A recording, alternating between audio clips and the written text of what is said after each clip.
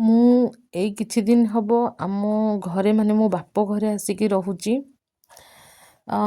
କାହିଁକି ନା ଏଇ ଯେଉଁ ସମୟ ପୋଷ୍ଟମର୍ଟମ୍ ଚାଲିଛି, ପୋଷ୍ଟମର୍ଟମ୍ରେ ମାଆ ନହେଲେ ମାଆ ହେବା ମାନେ ଏତେ ସହଜ ନୁହେଁ। ମାଆ ହେବା ପାଇଁକି ତ ମାଆଟା ନିହାତି ପାଖରେ ଦରକାର। ସେଥିପାଇଁକି ମୋ ବୋଉ ପାଖରେ ରହିବାକୁ ମୁଁ ପଳେଇ ଆସିଥିଲି। ପିଲା ପାଳିବାଟା ଯେତେ କଷ୍ଟ ନୁହେଁ, ପୋଷ୍ଟମର୍ଟମ୍ରେ ରିଲାକ୍ସେସନ୍ଟା ସେତିକି କଷ୍ଟ, ଯେଉଁଟାକି ମାଆ କୋଳ ଛଡ଼ା ଅନ୍ୟ କେଉଁ ଜାଗାରେ ମିଳିନଥାଏ। ସେଥିପାଇଁ ତ ମୁଁ ମୋ ବୋଉ ପାଖକୁ ଚାଲି ଆସିଥିଲି।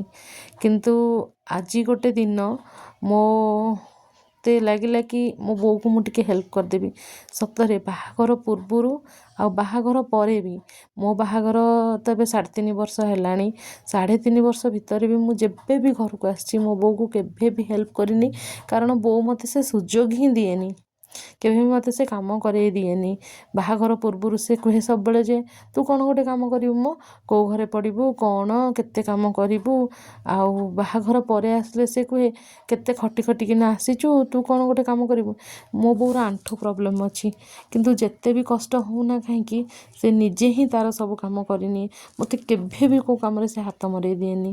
କିନ୍ତୁ ଆଜି ଗୋଟେ ଦିନ ସେ ବହୁତ ଜଲ୍ଦିରେ ଥିଲା, କାରଣ ଗୋଟେ ମାନସିକ ହେତୁ ତାକୁ ଆମ ଗ୍ରାମ ଦେବତୀଙ୍କ ପାଖରେ କଳସ ବୁଡ଼େଇ ଯିବା ପାଇଁ ପଡ଼ିଥିଲା।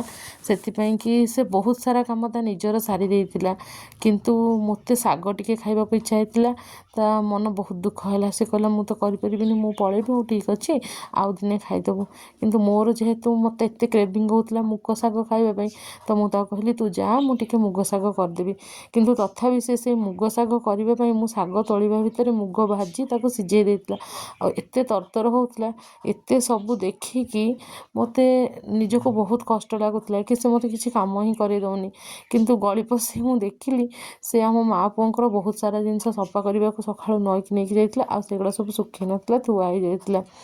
ତ ସେଥିପାଇଁ ମୋର ଟିକେ ମନ ହେଲା, ମୁଁ ଲୁଚିକି ତାକୁ ସବୁ କୁଣ୍ଡେଇ ମୁଣ୍ଡେଇ ଧରି ପଳେଇ ଆସିଲି। ଟିକେ ଯେହେତୁ ବାପା ପୁଅକୁ ଧରିଥିଲେ, ମୁଁ କହିଲି ଏଇସବୁ ଜିନିଷ ଶୁଖେଇ ଦେବି, ସେ ଜାଣିପାରିବନି। ତ ସେଥିପାଇଁ ମୁଁ ଟିକେ ଲୁଚିକି ପଳେଇ ଆସିଥିଲି। କିନ୍ତୁ ଏତେ ସବୁ ଭିତରେ ମୁଁ ଗୋଟେ କଥା ମୋ ମନରେ ଖାଲି ଉଙ୍କି ମାରୁଥାଏ କି ଯେତେବେଳେ ମୁଁ ଶାଶୁ ଘରକୁ ଯାଇଥିଲି, ମୋତେ ବହୁତ ଛୋଟ ଜିନିଷ, ଏମିତିକି ମୋ ରୋଷେଇ ଘରଟି ଛୋଟ, କିନ୍ତୁ ମୋତେ ସେଇଟା ପୋଛିବାକୁ ବହୁତ କଷ୍ଟ ଲାଗୁଥିଲା। ନୂଆ ନୂଆ ଏତେ ବଡ଼ ପୋଛିବି ଇଲୋ ମାଲୋ, ମୋତେ ଏମିତି ଲାଗୁଥିଲା। ମାନେ ବହୁତ ରୋଷେଇ କରିବା, ଆକୁ ଖାଇବାକୁ ଦେବା, ତାକୁ ଖାଇବାକୁ ଦେବା, ଦାୟିତ୍ୱ ନେବାଟା ମୋତେ ବହୁତ କଷ୍ଟ ଲାଗେ। ମୋତେ ସବୁ ଜିନିଷ ଗୋଟେ ଗୋଟେ ପାହାଡ଼ ଭଳି ଲାଗୁଥିଲା। କିନ୍ତୁ ଧୀରେ ଧୀରେ ଆଉ ଲାଗିଲାନି।